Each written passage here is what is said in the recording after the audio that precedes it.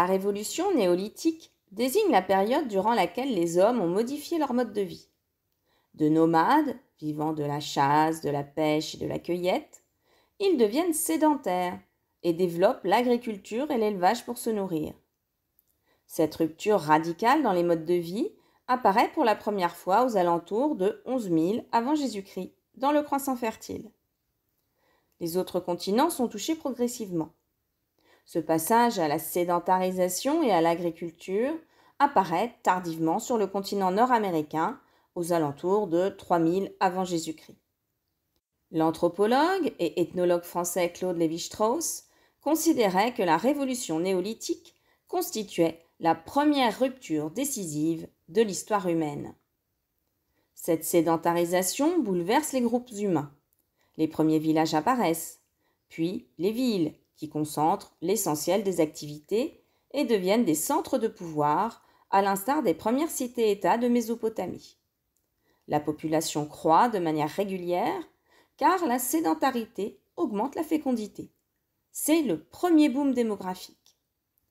L'homme transforme pour la première fois les paysages, et ce, de manière irréversible, au travers des premiers déboisements, pour répondre à leurs besoins en bois, pour les constructions et le chauffage, mais aussi pour permettre d'augmenter les surfaces agricoles et ainsi nourrir une population sans cesse croissante.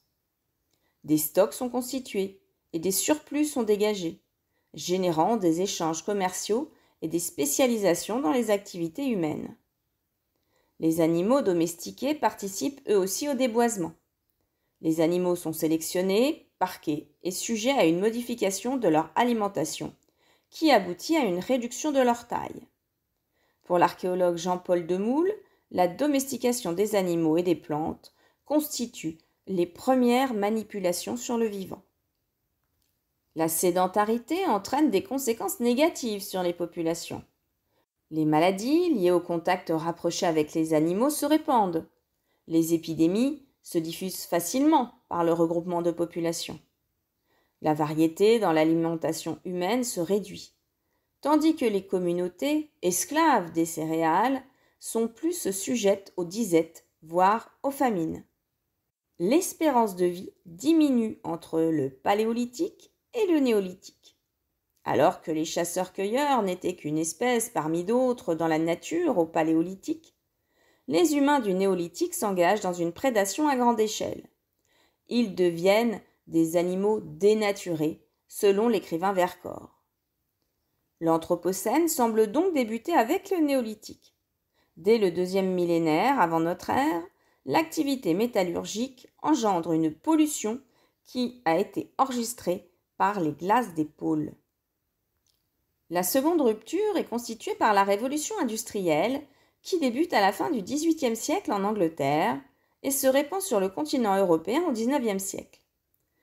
Cette révolution industrielle se caractérise par l'augmentation rapide de la production industrielle liée aux innovations techniques, comme celle de la machine à vapeur.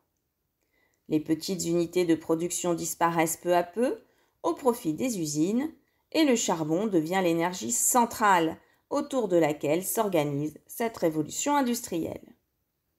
Cette industrialisation engendre une urbanisation sans cesse croissante. Dans le même temps, l'Europe entame sa transition démographique qui aboutit à une forte croissance de sa population. Les pollutions se multiplient en même temps que les maladies liées au charbon. La fumée des usines et des trains dégrade la qualité de l'air et les villes se couvrent d'un voile noir. La littérature du XIXe siècle regorge de ces descriptions, comme chez Zola, George Sand ou Hector Malot. Les activités humaines ont de fortes répercussions sur les écosystèmes.